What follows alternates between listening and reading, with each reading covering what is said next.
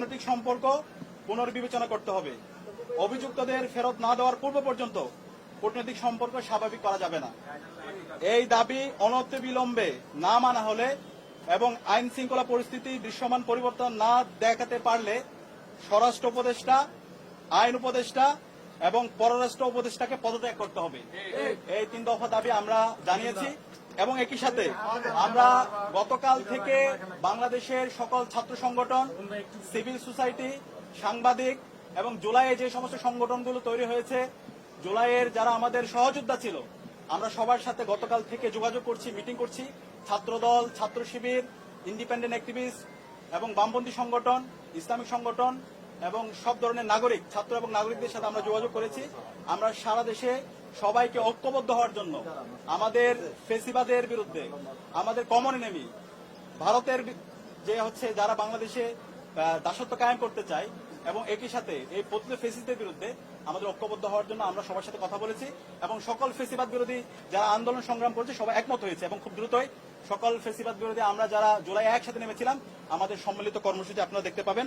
এবং একই সাথে আমরা সারা দেশের মুক্তিকামী ছাত্র জনতাকে আহ্বান করছি, আমাদের প্রত্যেকটা পাড়ায় পাড়ায়, প্রত্যেকটা ওয়ার্ডে ওয়ার্ডে আমরা যেন দেশের আমাদের নাগরিকদের নিরাপত্তা নিশ্চিত করার জন্য আইন শৃঙ্খলা রক্ষায় আমরা যেন গণকমিটি গঠন করি, যে গণকমিটির মাধ্যমে যারা ফেসিবাদের দোষর আছে, খুনি হাসিনা এবং তার দোষর, নিষিদ্ধ ছাত্রলীগ, যুবলীগ, সন্ত্রাসীদেরকে আইডেন্টিফাই করে তাদেরকে যেন থানায় দেওয়া হয় এবং তাদের বিরুদ্ধে যেন ব্যবস্থা নেওয়া হয়। এবং সেই জায়গায় স্বরাষ্ট্র মন্ত্রণালয় নিশ্চিত করেছেন আমাদের যে গণকমিটি গঠিত হবে তাদেরকে সার্বিকভাবে আইন শৃঙ্খলা রক্ষাকারী বাহিনী তাদেরকে সহযোগিতা করবে।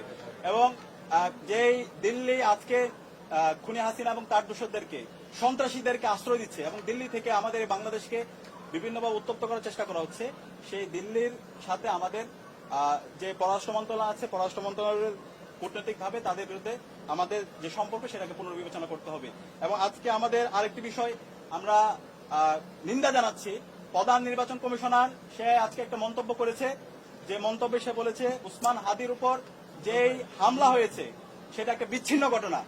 আমরা পুরো ছাত্র জনতার পক্ষ থেকে আমরা এই ধরনের মন্তব্যের তীব্র নিন্দা এবং ঘৃণা জ্ঞাপন করছি। আমরা দ্রুত অনুরোধ করব প্রধান নির্বাচন কমিশনারকে, আপনি দ্রুত আপনার এই বক্তব্য প্রত্যাহার করেন এবং সেটার জন্য জাতির কাছে ক্ষমা চেয়ে আপনার জায়গা থেকে আপনি দায়িত্বশীল আচরণ করেন। তফসিল ঘোষণার পর থেকে আমরা চাই এই দেশের সকল নাগরিকরা একটা সুস্থ পরিবেশে নির্বাচন এবং ভোট দেওয়ার জন্য, সুতরাং ফ্রি, ফেয়ার, ক্রেডিবল ইলেকশন করার জন্য নির্বাচন কমিশনার থেকে শুরু করে আইন শৃঙ্খলা রক্ষাকারী বাহিনী সবার দায়িত্বশীল আচরণ করা দরকার। একই সাথে রাজনৈতিক দলগুলো দায়িত্বশীল আচরণ করবে। এবং সর্বশেষ আমরা দেখতে পাচ্ছি সারা দেশের যে আদালতগুলো আছে, আইনজীবীরা আছে, বড় অঙ্কের টাকার বিনিময়ে এই পতিত ফেসিস্টদের মামলাগুলো প্রত্যাহার করার জন্য, তাদের জামিনের জন্য তারা কাজ করছে। আমরা ছাত্র সমাজের পক্ষ থেকে হুঁশিয়ার করছি, এই যারা গণহত্যাকারী এবং শিশু হত্যাকারী এবং যারা আমাদের ভাই বোনদেরকে মেরে রক্তাক্ত করেছে, এই সন্ত্রাসীদের পক্ষে যারা অবস্থান নিবে তাদেরকে আমরা সামাজিকভাবে বয়কট করব এবং তাদের তালিকা আমরা সামাজিকভাবে সবাইকে জানিয়ে দেব। এই জায়গায় এই অপরাধীদের বিচারের প্রশ্নে, খুনি হাসিনার বিচারের প্রশ্নে, নিষিদ্ধ ঘোষিত ছাত্রলীগ, যুবলীগ, আওয়ামী লীগের বিচারের প্রশ্নে এবং এই দিল্লির দাসত্বের বিরুদ্ধে আমাদের একটা জাতীয় ঐক্যমত দরকার। আমরা আশা রাখছি বাংলাদেশপন্থী যারা আছে, দীর্ঘ ফেসিবাদ বিরুদ্ধে যারা আন্দোলন করেছে, আমরা সবাই ঐক্যবদ্ধভাবে আমাদের এই ফেসিবাদের পতিত ফেসিস্টদের বিরুদ্ধে এবং খুনি হাসিনার বিচারের প্রশ্নে আমরা ঐক্যবদ্ধভাবে আমরা আমাদের আন্দোলন সংগ্রাম জারি রাখবো।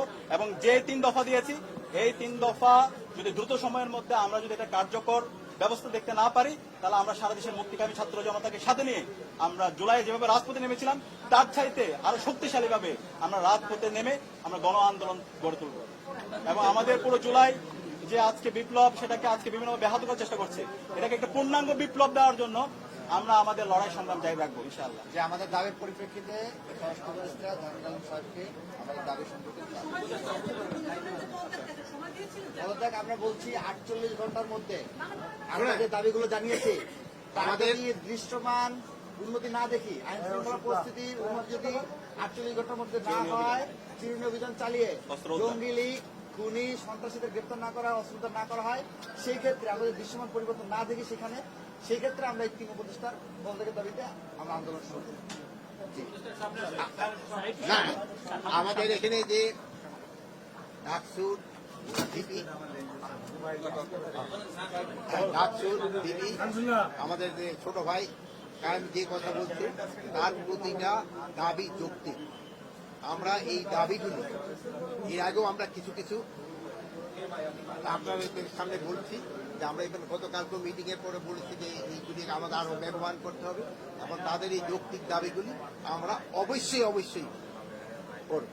এবং এই আরেকটা জিনিস হলো আমাদের ওসমান ভাই এখন যে অসুস্থ, আপনারা তার জন্য একটু দোয়া করবেন, ওই যেন এনি যেন আবার সুস্থ হয়ে আমাদের মাঝে ফিরে আসতে পারে। এই জন্য আমি আপনাদের সবাই দোয়া কামনা করি। স্যার আমরা যেহেতু জানতে পারলাম স্যার গাজক স্যার ভারতে পালিয়ে গেছে, আপনাদের কাছে কোনো তথ্য আছে কিনা এইগুলির স্যার? ক্ষেত্রে আমরা পরে কথা বলে আমরা তিনটা স্যার, এইটাই এখন স্যার মানুষ জানতে চাচ্ছে স্যার, ওখানে নাকি দেশে আছে নাকি স্যার বিদেশে পালিয়ে গেছে স্যার, মানুষ স্যার আপনার মধ্যে জানতে চাচ্ছে পরে কথা বলবো। সব কিছু তো এখানে বলা যায় না। ঠিক আছে, আপনারা সবাইকে ধন্যবাদ।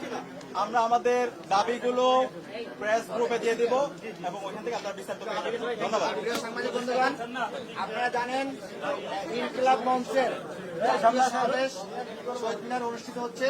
আমরা দেশবাসীকে আহ্বান জানাচ্ছি, আপনারা সবাই সচেতনভাবে সেই সমাবেশ অংশগ্রহণ করুন। ধন্যবাদ।